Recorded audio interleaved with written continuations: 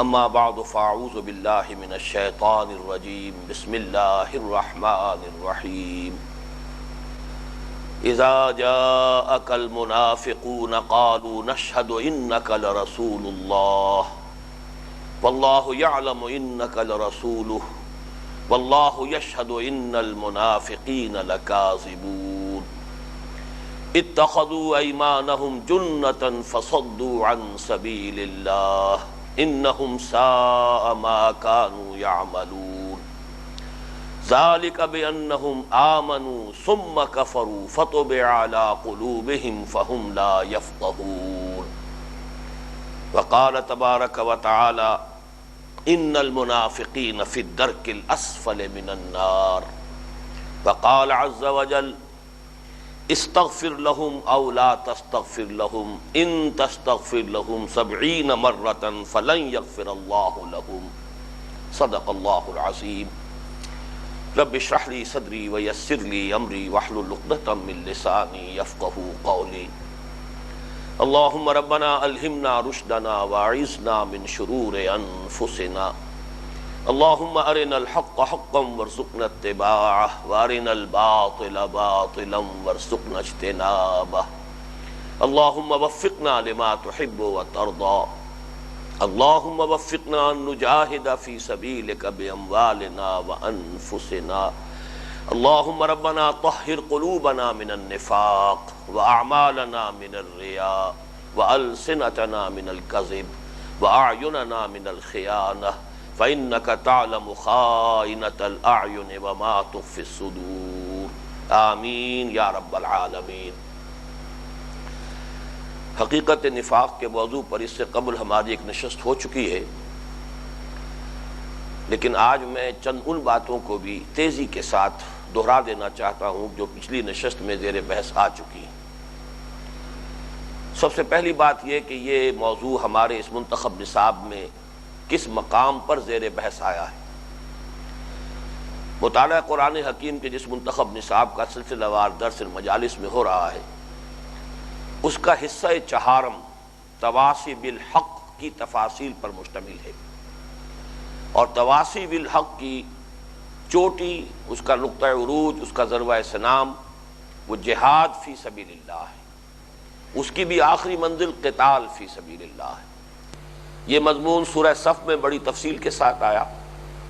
پھر سورہ جمعہ میں ہم پڑھ چکے ہیں کہ اس جہاد فی سبیل اللہ کے لیے مردان کار افرادی قوت کیسے فراہم ہوگی، اس کی تربیت کس طور سے کی جائے گی۔ اب سورہ منافقون اس کے فوراً بعد ہے، اور یہ واحد مقام ہے کہ ہمارے اس منتخب نصاب میں بھی دروس کی ترتیب وہی ہے کہ جو مصحف میں ترتیب ہے ان سورتوں کی، سورہ صف، پھر سورہ جمعہ، پھر سورہ منافقون۔ سورہ منافقون میں جو نفاق کی حقیقت زیر بحث آئی ہے، اس کا جیسا کہ بعد میں وضاحت کے ساتھ بات سامنے آ جائے گی، تعلق بقیہ دو صورتوں سے، ما سبق والی دو صورتوں سے یہ ہے کہ اصل میں نفاق کا سبب یہی ہے کہ انسان جو مدعی ایمان ہو وہ جہاد فی سبیل اللہ سے کنی کترائے، گریز کرے، اس سے پسپائی اختیار کرے، فرار کی راہ اختیار کرے۔ یہی اصل ہے، بنیاد جس سے کہ نفاق کا پودا پروان چڑھتا ہے۔ دوسری بات جو میں نے عرض کی تھی وہ یہ تمہیدی مضامین کے طور پر کہ ہمیں جان لینا چاہیے کہ اس نفاق کی ہلاکت خیزی کا کیا عالم ہے۔ اس کے لیے صرف قرآن حکیم کی ان دو آیات کا حوالہ کفایت کرے گا جو میں نے ابھی تلاوت کی ہیں۔ سورہ نساء کی آیت نمبر 45 میں فرمایا، 145 میں، ان المنافقین فی الدرک الاسفل من النار، منافق تو جہنم کے سب سے نچلے طبقے میں ہوں گے۔ گویا کہ کفار کے مقابلے میں بھی اللہ تعالیٰ کو منافق زیادہ ناپسند ہے، اللہ کے نگاہ میں کفر سے نفاق زیادہ بڑا جرم ہے۔ ان المنافقین فی الدرک الاسفل من النار۔ اور دوسری آیہ مبارکہ سورہ توبہ کی ہے، آیت نمبر 80، جس میں کہ حضور سے خطاب کر کے فرمایا، استغفر لہم او لا تستغفر لہم ان تستغفر لہم 70 مرة فلن یغفر اللہ لہم۔ اے نبی صلی اللہ علیہ وسلم، آپ چاہیں ان کے لیے استغفار کریں چاہے نہ کریں، اگر آپ ان کے لیے 70 مرتبہ بھی استغفار کریں گے تب بھی اللہ تعالیٰ انہیں معاف نہیں فرمائے گا۔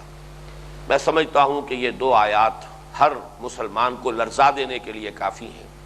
کہ یہ نفاق کا مرض کس قدر تباہ کن ہے، کتنا ہلاکت خیز ہے۔ اب اس سے اگلی بات یہ تھی کہ عام طور پر ہم مسلمان اپنے آپ کو اس نفاق سے محفوظ اور مامون سمجھتے ہیں۔ ہم یہ سمجھتے ہیں کہ شاید یہ کوئی علیحدہ ہی مخلوق تھی اور یہ صرف شاید دور نبوی ہی میں پائی جاتی تھی، اور اس دور میں بھی شاید چند ہی لوگ منافق تھے جن کے ناموں سے بعض کے ہم واقف ہیں۔ اس نفاق کا جو عموم ہے، میں یہ چاہتا ہوں کہ اس کے بارے میں جو میں نے اقوال آپ کو سنائے تھے وہ بھی سنا دوں، اور حضرت عمر رضی اللہ تعالیٰ عنہ کے بارے میں اور حضرت حنظلہ رضی اللہ تعالیٰ عنہ کے بارے میں جو واقعات آئے ہیں وہ بھی میں تیزی کے ساتھ میں ان کو بیان کر دوں۔ چنانچہ امام بخاری رحمہ اللہ نے کتاب الایمان میں جو ان کا ترجمۃ الباب ہے، یعنی کتاب الایمان، ایمان کے مباحث جہاں شروع ہو رہے ہیں تو تمہیداً وہ ترجمۃ الباب میں کچھ مباحث لاتے ہیں۔ ان میں انہوں نے دو اقوال نقل کیے ہیں اور یہ دونوں تابعین ہیں۔ قال ابن ابی ملیکہ، ابن ابی ملیکہ رحمۃ اللہ علیہ یہ فرماتے ہیں ادرکت 30 من اصحاب النبی صلی اللہ علیہ وسلم کلہم یخاف النفاق علی نفسہ، میں نے نبی اکرم صلی اللہ علیہ وسلم کے صحابہ میں سے 30 کا زمانہ پایا، 30 صحابہ سے میری ملاقات ہوئی، اور میں نے یہ دیکھا کہ وہ سب کے سب ان میں سے ہر ایک اپنے بارے میں نفاق کا خطرہ رکھتے تھے، اندیشہ رکھتے تھے کہ کہیں ہم منافق تو نہیں ہو گئے۔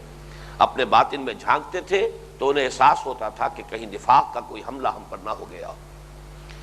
اس کے علاوہ جو سید التابعین ہیں اور اہل تصوف کے ہاں تو عظیم ترین تابعی ہیں، اس میں کوئی شک نہیں، حضرت حسن بصری رحمۃ اللہ علیہ، اس لیے کہ تصوف کے 3 سلاسل وہ ہیں جو حضرت علی سے رضی اللہ تعالی عنہ آگے چلتے ہیں، تو تینوں کی روایت میں پھر حضرت حسن بصری کا نام آتا ہے۔ صرف ایک سلسلہ نقشبندیہ ہے جو حضرت ابو بکر سے چلتا ہے رضی اللہ تعالی عنہ، اور ان سے پھر وہ آگے، لیکن یہ کہ 3 سلاسل وہ ہیں کہ حضرت علی رضی اللہ تعالی عنہ ان کا نقطہ آغاز ہے حضور کے بعد، اور پھر حضرت حسن بصری ہے۔ حسن بصری کا یہ قول امام بخاری نے نقل کیا ہے اور یہ بہت ہی جامع الفاظ ہے۔ ما خافہ الا مومن ولا امنہ الا منافق،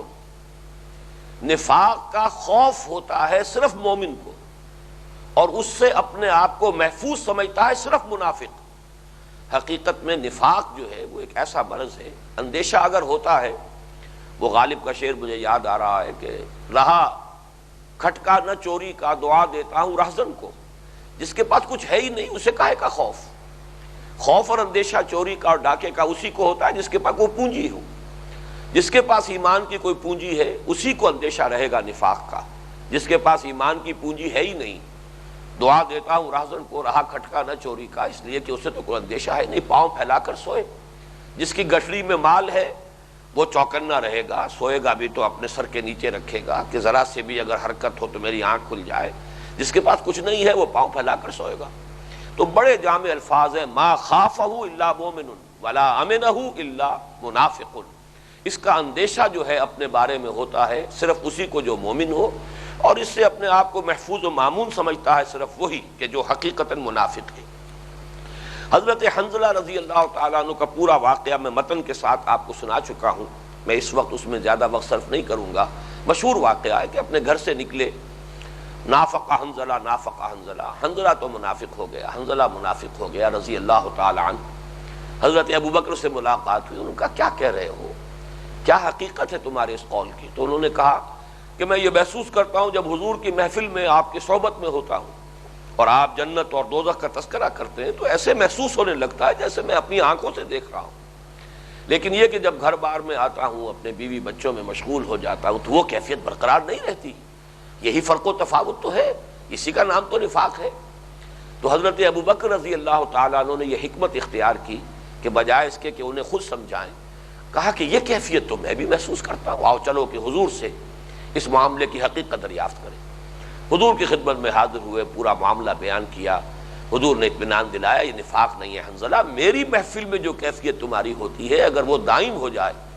تو فرشتے تم سے تمہارے بستروں پر اور گلیوں اور سڑکوں میں تم سے مصافحہ کرنے لگے۔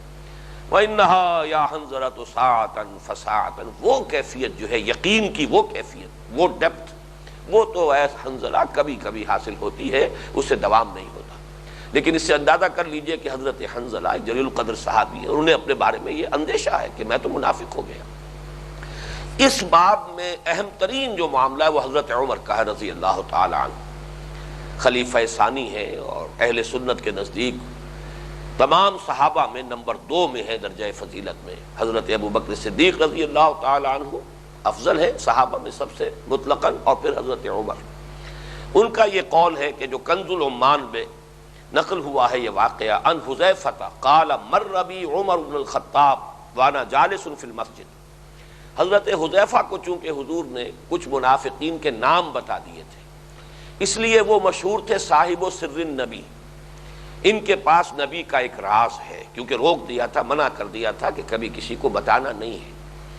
لیکن حضرت حذیفہ کہتے ہیں کہ ایک روز میں مسجد میں بیٹھا ہوا تھا کہ عمر بن الخطاب رضی اللہ تعالی عنہ کا گزر ہوا میرے پاس سے، فقال لی یا حذیفہ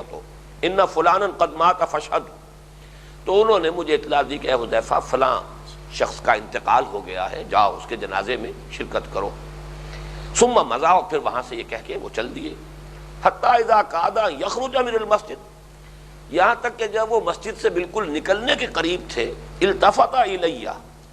پھر میری طرف متوجہ ہوئے، فرعانی وانا جالس فعرفا، تو انہوں نے دیکھا کہ میں ابھی بیٹھا ہوا ہوں، پہچان لیا کہ ابھی حذیفہ وہیں پر بیٹھا ہوا ہے رضی اللہ تعالی عنہما۔ فرجع الی فقال، تو وہ پلٹ کر میرے پاس آئے اور فرمایا یا حذیفہ انشدک اللہ امن القوم انا، اے حذیفہ میں تمہیں اللہ کی قسم دے کر پوچھتا ہوں کہ کیا میں تو کہیں ان لوگوں میں شامل نہیں تھا؟ قلت، تو اب چونکہ یہ معاملہ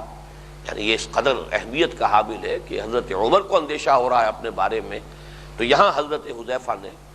بہرحال مصلحت اسی میں سمجھی کہ کم سے کم ان کا تو اطمینان کرا دیں۔ قلت اللہم لا،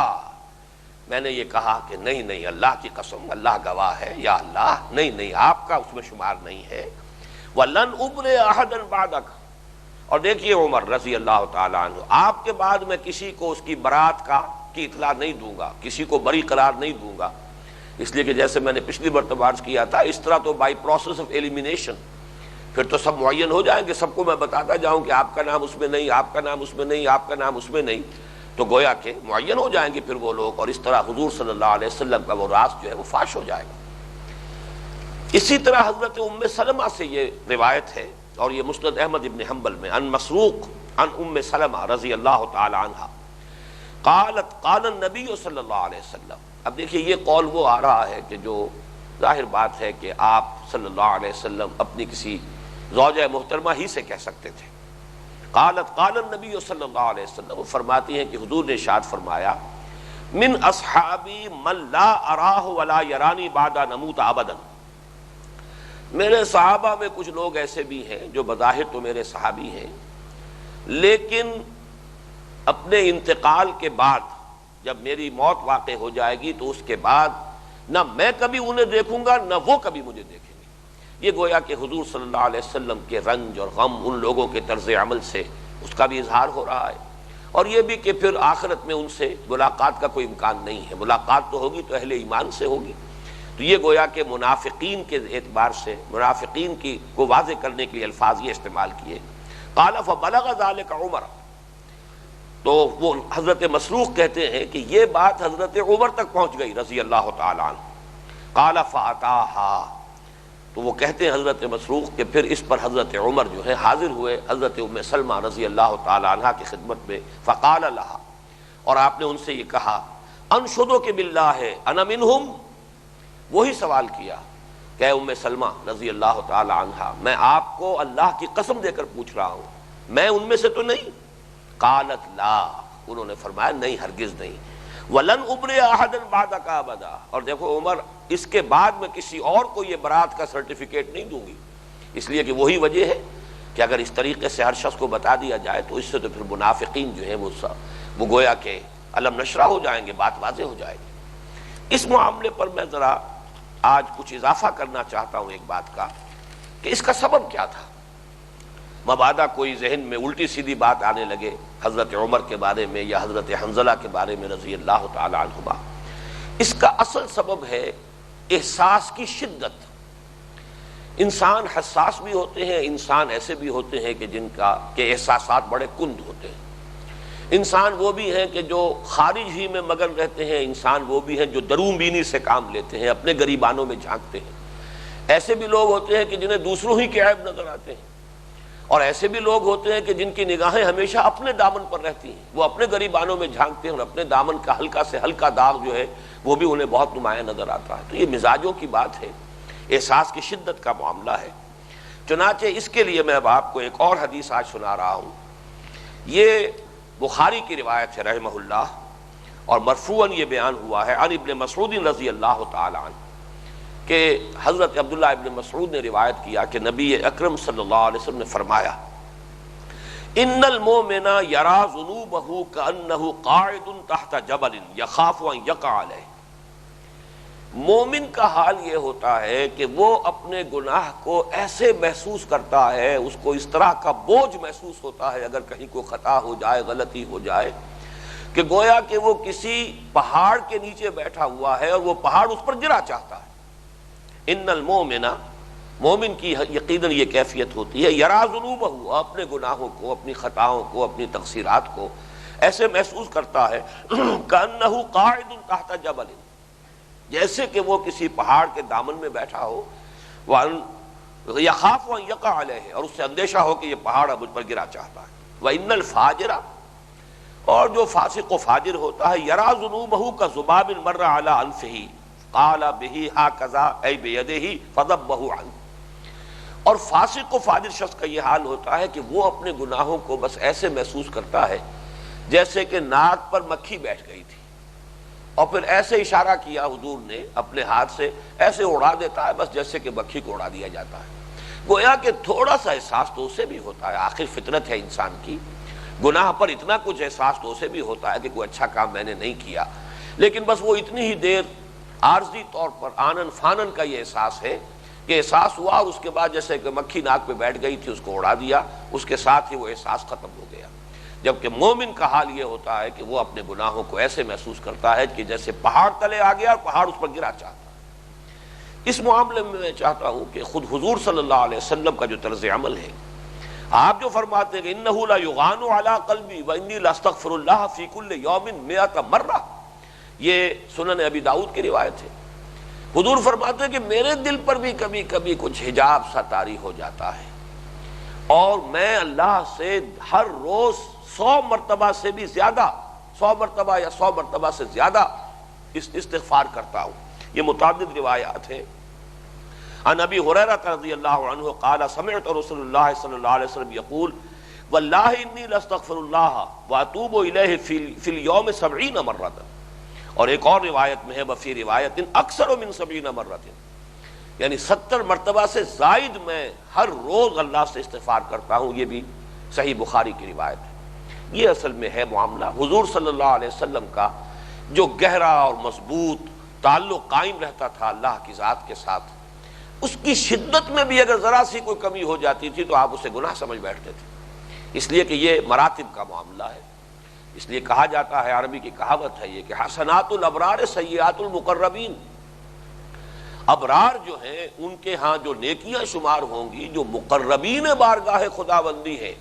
ان کے اعتبار سے وہ سیئات شمار ہوں گے۔ اس لیے کہ تو درجوں کا فرق ہے، ایک درجہ یہ ہے کہ یہ لوگ نیچے بیٹھے ہیں، آپ اوپر بیٹھے ہیں، اور ان کے مقابلے میں آپ نیچے ہیں درمیان والے اور وہ اوپر ہیں، تو یہ تو سارا کا سارا معاملہ جو ہے وہ نسبت و تناسب کا ہے۔ تو ابرار کا معاملہ اور ہے، مقربین کا معاملہ اور ہے۔ وہ چیزیں جو ابرار کے اعتبار سے حسنات شمار ہوں گی، وہ مقربین کے اعتبار سے سیئات شمار ہو جائیں گی۔ اب اس میں آپ تصور کر لیجئے کہ حضور صلی اللہ علیہ وسلم کا جو رتبہ ہے، جو آپ کے کا بلند مقام ہے، اس کے اعتبار سے کس چیز کو آپ نے گناہ سے تعبیر کیا اور کس چیز کو آپ نے اپنے قلب کے اوپر پردہ آنے سے تعبیر کیا۔ لیکن یہ کہ یہ سارا معاملہ اصل میں واضح یہ کرنا چاہتا ہوں کہ یہ احساس کی شدت ہے۔ آج میں دیکھ رہا تھا تو مجھے اکبر الہ آبادی کا ایک بڑا پیارا شعر یاد آیا ہے۔ انہوں نے اس موضوع کو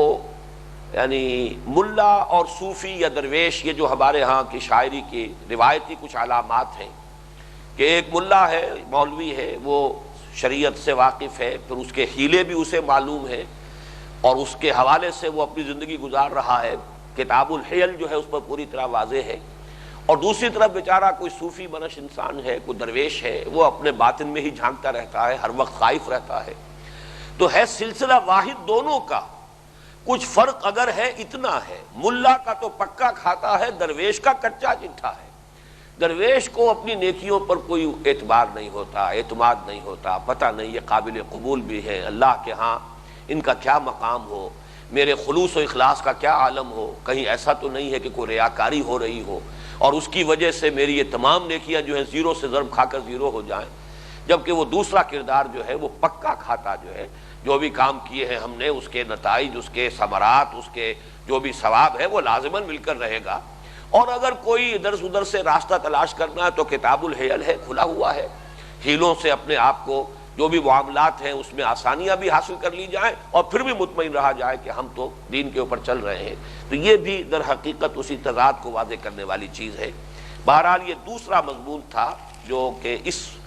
حقیقت نفاق کے ضمن میں سامنے میں نے رکھا تھا۔ تیسری بات، نفاق کی قسمیں کون کون سی ہیں؟ اس میں میں تفصیل سے عرض کر چکا ہوں کہ عام طور پر جو قسمیں بیان کی جاتی ہیں، اور اس وقت جو ہے آپ ایک عام جو تعریف ہے نفاق کی اسی کو ذہن میں رکھیے، منافق اسے کہتے ہیں کہ جو مومن اور مسلم ہونے کا مدعی ہو حقیقتاً کافر ہو، یہ منافق ہے۔ لیکن اس کی قسمیں جو عام طور پر بیان کی جاتی ہیں وہ یہ کہ ایک نفاق اعتقادی ہے اور ایک نفاق عملی ہے۔ یہ جو تقسیم ہے، اور اس میں نفاق عملی کے لیے وہ دو حدیثیں میں سنا چکا ہوں کہ جن کا اس وقت صرف ترجمہ حوالے کے طور پر بیان کروں گا، دونوں متفق علیہ ہیں، یعنی صحیح مسلم میں بھی ہے، صحیح بخاری میں بھی ہے۔ ایک کے راوی حضرت ابو ہریرہ ہیں، وہ فرماتے ہیں کہ حضور نے ارشاد فرمایا، دونوں مرفوع ہے اور متفق علیہ۔ حضور نے فرمایا منافق کی نشانیاں تین ہیں، جب بولے جھوٹ بولے، جب وعدہ کرے خلاف ورزی کرے، کہیں امانت اس کے پاس رکھوائی جائے امین بنایا جائے تو خیانت کرے۔ اور اس میں جو روایت آئی ہے صحیح مسلم میں، اس میں اضافی الفاظ ہیں،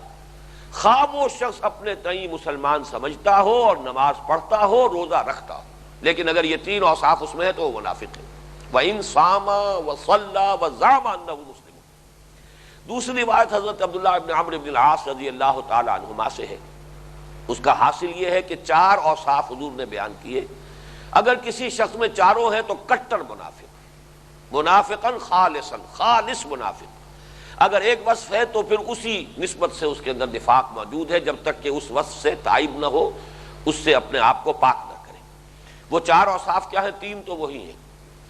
اذا اؤتمن خان،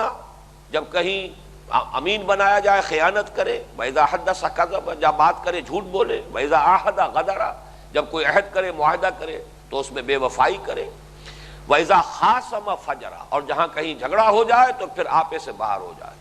نہ اسے اپنے زبان پر کنٹرول رہے نہ اپنے ہاتھ پر کنٹرول رہے، انسان جو ہے فوراً آپے سے باہر ہو جائے۔ یہ چاروں اوصاف کسی میں ہے تو وہ کٹر پکا خالص منافق، اور اگر ایک یا دو یا تین ہے تو اسی نسبت سے نفاق موجود ہے، جب تک کہ وہ اپنے آپ کو ان چیزوں سے بری نہیں کر لیتا۔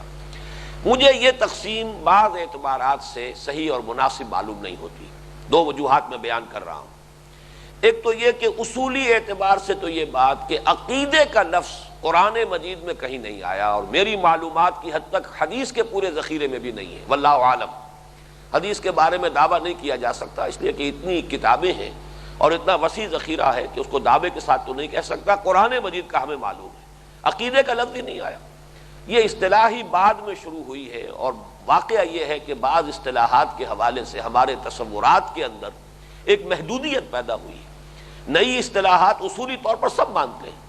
کہ ہر اصطلاح کا اپنا ایک مفہوم ہوتا ہے، اور جب تک کہ ہم اصل جو اصطلاحات ہیں کتاب و سنت کی انہی کو اختیار نہیں کریں گے، اگر نئی اصطلاحات اختیار کریں گے تو کوئی نہ کوئی فرق تصورات کے اندر واقع ہو جائے گا۔ اور عملی طور پر یہ ہے کہ جب یہ تقسیم کر دیا گیا کہ ایک نفاق ہے اعتقادی اور ایک ہے عملی، اور عملی نفاق کو پھر مسلمان نفاق نہیں سمجھتا، وہ صرف ایک طرح کا گناہ سمجھتا ہے، لہذا تنبیہ نہیں ہوتی، وہ کبھی اپنے باطن میں جھانکنے پر آمادہ نہیں ہوتا، اسے کبھی بھی لرزہ اس پر طاری نہیں ہوگا، اس لیے کہ اسے معلوم ہے اعتقادی طور پر تو میں منافق نہیں ہوں، اس لیے کہ عقیدہ تو میرا وہی ہے، اللہ پر، رسول پر، آخرت پر، کتابوں پر، فرشتوں پر، سب کے اوپر میرا عقیدہ جو ہے وہ قائم ہے۔ اس اعتبار سے وہ احادیث جن کو کہ سن کر انسان پر لرزہ طاری ہو جانا چاہیے، یا وہ آیات مبارکہ جن کو پڑھتے ہوئے انسان کو کانپ اٹھنا چاہیے، ان پر سے انسان گزرتا چلا جائے گا، کبھی اسے توجہ نہیں ہوگی کہ وہ اپنے دامن میں دیکھے اور اپنے گریبان میں جھانکے، یہ اس کا جو ہے عملی طور پر نقصان پیدا ہوتا ہے۔ صحیح تر تقسیم یہ ہے کہ ایک نفاق ہے شعوری اور ایک ہے غیر شعوری۔ اب یہ تقسیم میں کیوں اختیار کر رہا ہوں؟ دیکھیے، سب سے پہلے جو میں نے دلیل دی تھی اس تقسیم کے خلاف کہ اصطلاح قرآن کی نہیں، عقیدے کا لفظ قرآن میں نہیں، یہاں آپ دیکھیں گے کہ جہاں بھی معاملہ آتا ہے منافقت کا اور نفاق کا، یہ شعور کی بات آتی ہے۔ چنانچہ دوسرا رکوع جو ہے سورہ بقرہ کا، وَلَا يَشْعُرُونَ وَمَا يَشْعُرُونَ فِي قُلُوبِهِم مَرَضٌ فَزَادَهُمُ اللَّهُ مَرَضًا وَلَهُمْ عَذَابٌ أَلِيمٌ بِمَا كَانُوا يَكْذِبُونَ، لیکن اس سے پہلے آپ کو معلوم ہے کہ وَمَا يَشْعُرُونَ یہ وہ لوگ ہیں کہ جو اللہ کو دھوکہ دینا چاہ رہے ہیں، يُخَادِعُونَ اللَّهَ وَالَّذِينَ آمَنُوا وَمَا يَخْدَعُونَ إِلَّا أَنفُسَهُمْ وَمَا يَشْعُرُونَ یہ وہ لوگ ہیں کہ جو جب ان سے کہا جاتا ہے کہ زمین میں فساد نہ مچاؤ تو وہ کہتے ہیں کہ ہم تو مصلحون ہیں، ہم تو اصلاح کر رہے ہیں، فساد نہیں مچا رہے۔ الا انہم هم المفسدون ولکن لا یشعرون، آگاہ ہو جاؤ کہ یہی مفسد ہیں لیکن انہیں اس کا شعور حاصل نہیں ہے۔ تو معلوم ہوا کہ ایک نفاق وہ ہے جس کا شعور نہیں ہوتا، ایک نفاق وہ ہے کہ جس کا انسان کو شعور ہوتا ہے۔ یہ تقسیم قرآنی تقسیم ہوگی، اور اس کا جو فائدہ ہے، جو فائدہ وہاں موجود نہیں یہاں فائدہ موجود ہے، کہ ایک مسلمان جب ان آیات کو پڑھے گا، احادیث کو پڑھے گا، تو اپنے تحت الشعور میں جھانکنے کی کوشش کرے گا۔ شعوری طور پر تو میں منافق نہیں ہوں، ٹھیک ہے، لیکن کہیں ایسا تو نہیں کہ میرے تحت الشعور میں نفاق موجود ہو۔ اس لیے کہ یہ تقسیم بہرحال لوگوں کے ہاں معروف ہے کہ ایک شعور ہوتا ہے انسان کا، پھر ایک لاشعور تو بہت نیچے کی شے ہے، ایک تحت الشعور ہوتا ہے۔ تو تحت الشعور میں بھی انسان چاہے گا کہ وہ جھانکے کہ کہیں ایسا تو نہیں کہ میرے اپنے اندر وہ نفاق موجود ہو، اور اگر ایسا ہوگا تبھی اس کو متنبہ ہونے کا اس کا امکان ہے، اور تبھی وہ اصلاح کا جو ہے کوئی کوشش کرنے کی اس کے اندر امکان موجود ہے۔ اور مطلوب یہی ہے ان آیات اور احادیث کو پڑھتے ہوئے کہ ہر انسان اپنے باطن میں جھانکے۔ اب ایک بات جو آخری میں عرض کر رہا ہوں وہ یہ ہے کہ دور نبوی میں اکثر و بیشتر نفاق غیر شعوری تھا، اکثر و بیشتر نفاق غیر شعوری تھا۔ شعوری نفاق کی صرف جو دو مثالیں قرآن مجید میں مجھے ملتی ہیں وہ میں آپ کے سامنے رکھ رہا ہوں۔ یہ سورہ آل عمران کی آیت نمبر 73 ہے۔ وَقَالَتْ طَائِفَةٌ مِّنْ أَهْلِ الْكِتَابِ آمِنُوا بِالَّذِي أُنزِلَ عَلَى الَّذِينَ آمَنُوا وَجْهَ النَّهَارِ وَاكْفُرُوا آخِرَهُ لَعَلَّهُمْ يَرْجِعُونَ۔ اہل کتاب کے ایک گروہ نے یہ فیصلہ کیا کہ صبح کے وقت ایمان کا اعلان کرو اس شے پر جو اہل ایمان پر نازل ہوئی ہے، یعنی قرآن مجید پر اگر ایمان ہے تو گویا کہ حضور صلی اللہ علیہ وسلم پر ایمان ہے۔ صبح کے وقت تو اعلان کرو ایمان کا، اور شام کے وقت کافر ہو جاؤ، مرتد ہو جاؤ، انکار کر دو، شاید کہ یہ بھی لوٹیں، لعلہم یرجعون۔ اس کا پس منظر میں بیان کر چکا ہوں کہ جو ساکھ قائم ہو گئی تھی ایمان کی، کہ جو شخص ایک مرتبہ دامن ایمان میں آ جاتا ہے، ایمان کے اندر داخل ہو جاتا ہے، حلقہ ایمان میں شامل ہو جاتا ہے، پھر چاہے اس کے جسم کے ٹکڑے کر دیے جائیں وہ واپس نہیں آتا۔ اس سے ساکھ قائم ہوتی ہے کہ کوئی ایسی مٹھاس ہے اس میں، کوئی ایسی شیرینی ہے۔ یہ وہ لفظ ہے جو حدیث میں بھی آیا ہے، ذاق طعم الایمان، ایمان کا مزہ چکھ لیا اس شخص نے، من رضی باللہ ربا وبمحمد رسولا وبالاسلام دینا۔ تو ایمان کی ایک لذت ہے، وہ لذت کہ جس کی وجہ سے پھر انسان سب کچھ برداشت کرتا ہے۔ زندہ آگ کے انگاروں کے اوپر بھونا جا رہا ہے حضرت خباب بن الارت کو رضی اللہ تعالی عنہ، لیکن وہ لذت باطنی جو ہے وہ اتنی شدید ہے کہ یہ جسم کو جو بھی اس وقت اذیت اور کوفت پہنچ رہی ہے وہ اس کے مقابلے میں ہیچ ہے۔ تو یہ جو ساکھ ہے ایمان کی جو قائم ہو گئی ہے، اس کو توڑنے کا ایک ہی طریقہ ہے، صبح ایمان لاؤ، شام کو مرتد ہو جاؤ۔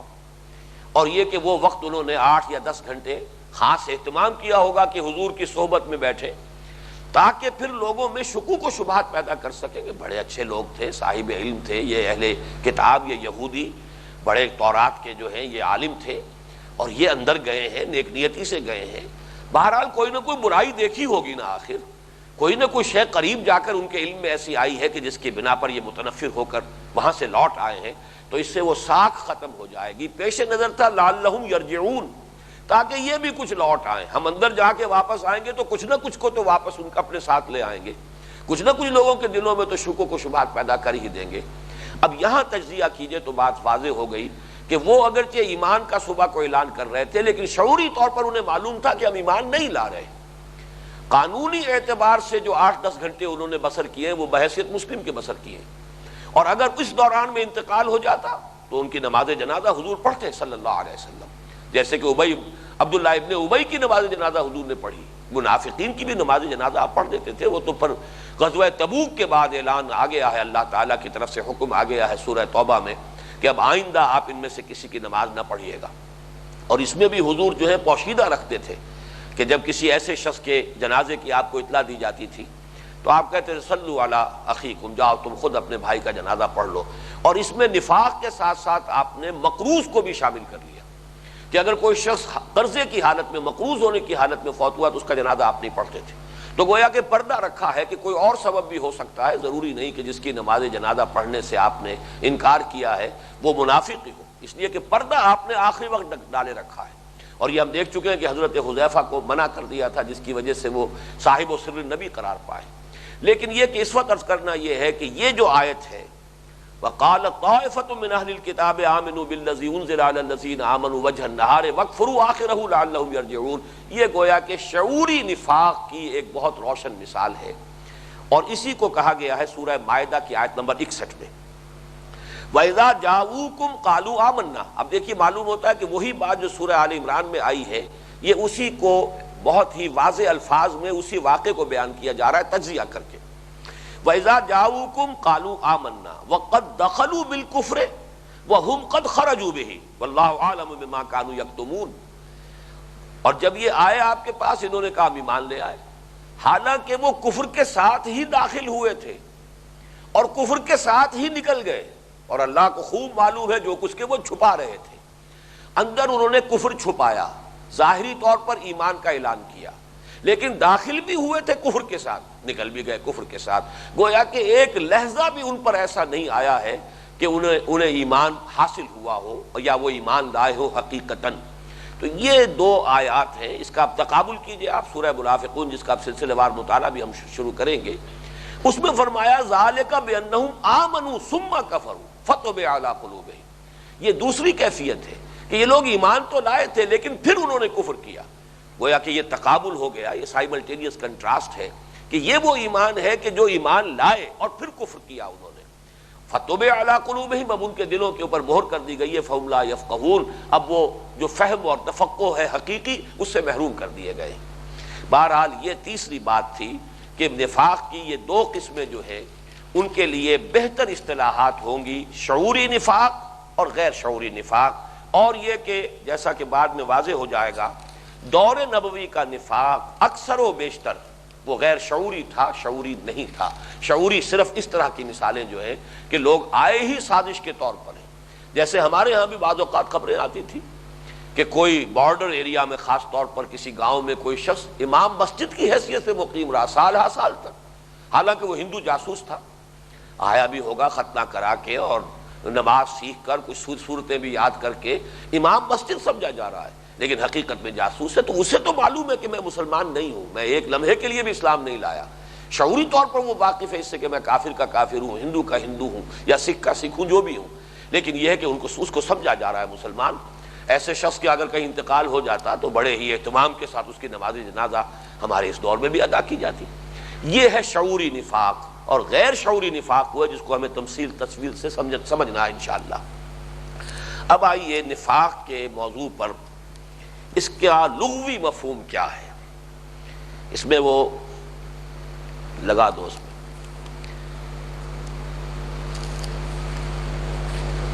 یہ ایک مادہ جو ہے نون فا قاف، یہ بہت عجیب مادہ ہے عربی زبان کا۔ اس سے ثلاثی مجرد میں بھی نفق ینفق آتا ہے، جس کے معنی ہے کسی چیز کا خرچ ہو جانا، کھپ جانا، بڑھ جانا، لیکن اس مصدر سے قرآن مجید میں کوئی فعل نہیں آیا۔ ایک اسی سے باب افعال ہے، انفق ينفق، خرچ کر دیا، خرچ کر دینا، کھپا دینا، صرف کر دینا، اس سے کثرت کے ساتھ الفاظ جو ہے قرآن مجید میں آئے ہیں۔ لیکن یہ جو مفہوم ہے اس کو ذرا اس وقت کچھ دیر کے لیے اپنے ذہن سے نکال دیجئے، یہ جب ہم سورہ منافقون پڑھیں گے تو وہاں پھر انفاق کی بحث جب آئے گی تو پھر اس پر اثر نو غور کریں گے۔ نفاق یا منافقت جو ہے یہ باب مفاعلہ سے ہے، جیسے ہم پڑھ چکے ہیں قتال اور مقاتلہ یہ باب مفاعلہ ہے، جہاد اور مجاہدہ یہ باب مفاعلہ ہے، اسی طرح نفاق اور منافقہ یہ باب مفاعلہ ہے۔ یہ جہاں دو الفاظ سے بنا ہے اس کے لیے دیکھ لیجئے، ایک لفظ عربی زبان کا نفقن، یہ سرنگ کو کہتے ہیں۔ سرنگ وہ زیر زمین راستہ ہے جس کے دو منہ ہیں، دو دہانے ہیں، وہ سرنگ۔ یہ لفظ قرآن مجید میں بھی سورہ الانعام کی آیت نمبر 35 میں آیا ہے، وَإِن كَانَ كَبُرَ عَلَيْكَ إِعْرَاضُهُمْ فَإِنِ اسْتَطَعْتَ أَن تَبْتَغِيَ نَفَقًا فِي الْأَرْضِ أَوْ سُلَّمًا فِي السَّمَاءِ فَتَأْتِيَهُم بِآيَةٍ۔ یہ قرآن حکیم کے بڑے سخت مقامات میں سے ہے کہ جس کا ترجمہ کرتے ہوئے زبان لڑکھڑاتی ہے۔ حضور صلی اللہ علیہ وسلم سے خطاب ہے، اگرچہ اس میں جو سختی ہے، روح سخن جو ہے وہ کفار کی جانب ہے، حضور کی طرف نہیں ہے معاذ اللہ، لیکن خطاب حضور سے ہے بظاہر۔ اے نبی، اگر آپ پر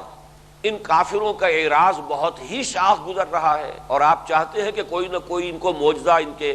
حسب منشا، ان کے مطالبے کے مطابق معجزہ دکھائی دیا جائے، تو ہمارا تو ارادہ اور فیصلہ یہ ہے کہ ہم وہ معجزہ نہیں دکھائیں گے۔ اگر آپ میں طاقت ہے تو کہیں زمین میں سرنگ لگا لیجئے یا آسمان پر سیڑھی لگا کر کوئی معجزہ لا سکتے ہو تو لے آئیے۔ اس میں جیسا کہ میں نے عرض کیا، اصل سختی جو ہے وہ تو در حقیقت کفار کی طرف ہے، لیکن یہ کہ بظاہر خطاب جو ہے وہ حضور سے۔ تو لیکن یہاں لفظ آیا نفقن فی الارض، زمین میں سرنگ، اور ایک دوسرا لفظ عربی زبان کا نافقاؤ۔ یہ نافقاؤ کہتے ہیں گوہ کا بل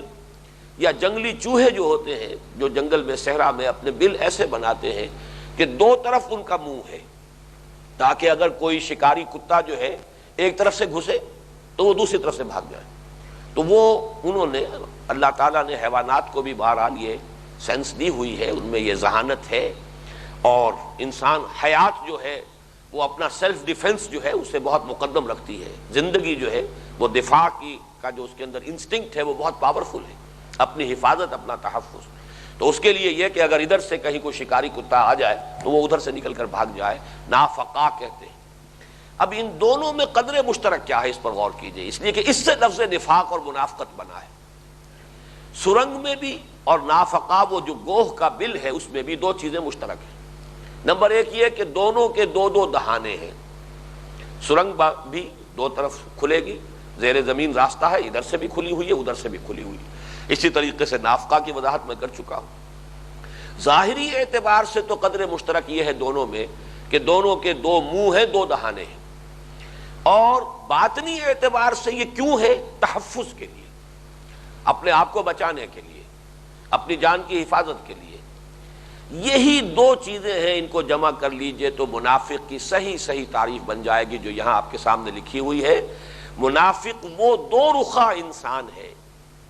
جو ایمان کا مدعی ہونے کے باوجود نمبر ایک دشمنان اسلام سے بھی میل جول، یہاں تک کہ ساز باز رکھے۔ ابتدا میں وہ میل جول ہوگا، لیکن جیسے ارتقاء ہوگا،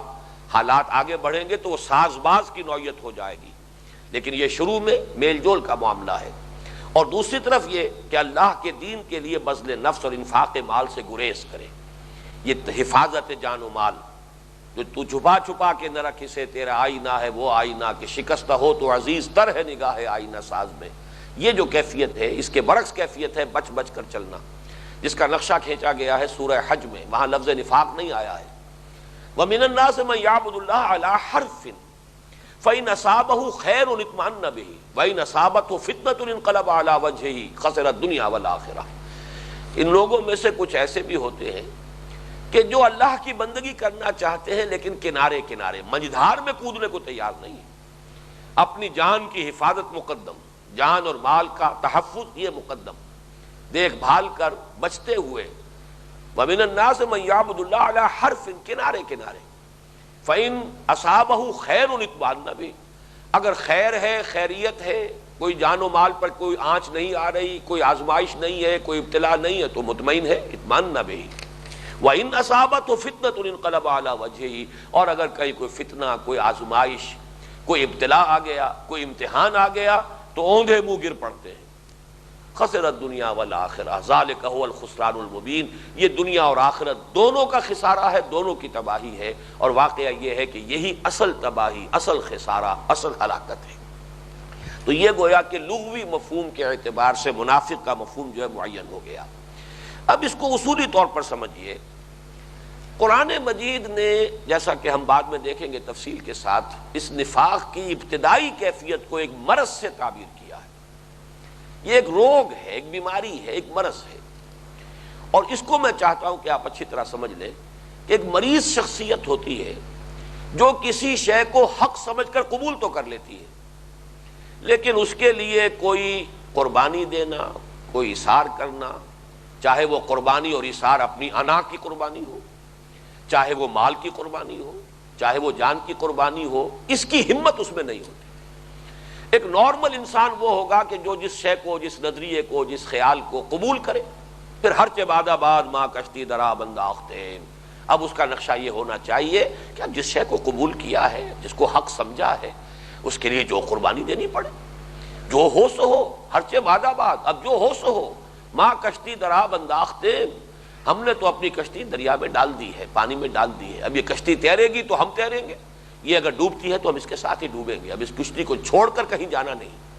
یہ ہے ایک طرز عمل، اور اسی کو کہنا چاہیے کہ نارمل طرز عمل ہے۔ انسان کی غیرت، حمیت، اس کے لیے سیرت و کردار اگر کسی شے کا نام ہے تو اس کا لازمی تقاضا یہ ہے کہ جس شے کو اس نے حق سمجھا ہے، اب اس کے لیے تن من دھن قربان کر دینے کے لیے تیار ہے، اس کے لیے اس میں غیرت بھی ہو، حمیت بھی ہو۔ یہ غیرت اور حمیت در حقیقت ایک ہی انسان کے احساسات کی کیفیت ہے جس کے دو رخ ہیں۔ غیرت اور حمیت، حمیت یہ کہ جس شے کو حق سمجھا ہے اس کی حمایت کے اندر تن من دھن لگانے کے لیے تیار ہو۔ غیرت یہ ہے کہ اگر اس پر کوئی آنچ آ رہی ہو تو اس کو روکنے کے لیے، اس کے دفاع کے لیے قربانی دینے کے لیے تیار کرے۔ تو غیرت اور حمیت در حقیقت یہ دو بلند اوصاف ہیں،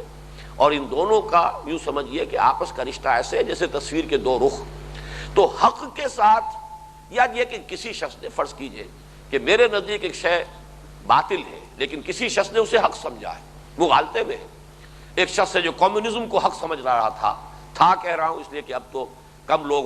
ہوں گے ایسے دنیا میں کہ جو اس پر اس طریقے سے مستقیم رہ گئے ہوں، لیکن چونکہ بہرحال چاہے ماضی کی بات ہے، ماضی قریب کی ہے، اس کے حوالے سے بہت سے حقائق بآسانی سمجھ میں آ سکتے ہیں۔ ایک شخص ہے جو سمجھتا مارکسزم یہ حقیقت ہے، یہی حق کی صحیح تعبیر ہے، یہی تاریخ انسانی کی صحیح تعبیر ہے، اور جو نظام پیش کیا جا رہا ہے یہی حق ہے، یہی منصفانہ ہے، یہی عادلانہ ہے۔ جس شخص نے اس کو حق سمجھا، اب اگر اس میں سیرت و کردار نام کی کوئی شے ہے اور مریض انسان نہیں، اگر تو مفلوج ہے انسان تو ظاہر بات ہے وہ ہاتھ اٹھانا چاہتا ہے، ہاتھ نہیں اٹھا سکتا اس لیے کہ فالج زدہ ہے اس کا ہاتھ، پاؤں اٹھانا چاہتا ہے، حرکت دینا چاہتا نہیں دے سکتا اس لیے کہ مفلوج ہے۔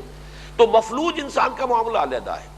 صحت مند انسان کے ساتھ لازماً یہ ہونا چاہیے کہ جس شے کو وہ حق سمجھ رہا ہے، اب اس کو پروموٹ کرنے کے لیے، اس کی اشاعت کے لیے، اسے غالب کرنے کے لیے، اس کے قائم کرنے کے لیے، اس نظام کو برپا کرنے کے لیے تن من دھن لگا دے۔ لما تقولون ما لا تفعلون والی بات نہ ہو کہ کیوں کہتے ہو جو کرتے نہیں۔ قول میں تو یہ ہے کہ اس شے کو میں حق سمجھ رہا ہوں، اور عمل میں اس کے لیے تن من دھن لگانے کو تیار نہیں۔ یہی در حقیقت جو ہے معاملہ ہے۔ تو جو تو ہے صحت مند انسان اس کا طرز عمل یہ ہوگا، اور جو کمزور ہے، مفلوج ہے، قوت ارادی اس کی ضعیف ہے، یا یہ ہے کہ اس کی ابھی ڈیپتھ آف کمٹمنٹ اتنی نہیں ہے، اتنی یقین کی، اس شے کی حقانیت پر یقین کی گہرائی اتنی نہیں ہے، اس کا طرز عمل یہ ہوگا کہ حق کو حق سمجھے گا لیکن اس حق کے لیے قربانی دینے کے لیے طبیعت آمادہ نہیں ہوتی۔ بس یہ اصل میں مرض ہے، یہ روگ ہے جس کے لیے بڑا عمدہ شعر ہے علامہ اقبال کا، وہی دیرینہ بیماری وہی نامحکمی دل کی، علاج اس کا وہی آب نشاط انگیز ہے ساقی۔ یہ دیرینہ بیماری، وہ نامحکمی دل کی، دل محکم نہیں ہے، ایمان یقین وہ کیفیت ابھی حاصل نہیں ہے، وہی دیرینہ بیماری وہی نامحکمی دل کی، علاج اس کا وہی آب نشاط انگیز ہے ساقی۔ یہ ہے در حقیقت سٹارٹنگ پوائنٹ، یہ ہے وہ مرض، یہ ہے وہ روگ جو آگے بڑھ کر نفاق کی شکل اختیار کرتا ہے۔ اب انشاءاللہ اگلی نشست میں اس کے جو مراحل ہیں ان پر تفصیلاً گفتگو ہوگی۔ اقول قولی ھذا واستغفر اللہ لی ولکم ولسائر المسلمین والمسلمات۔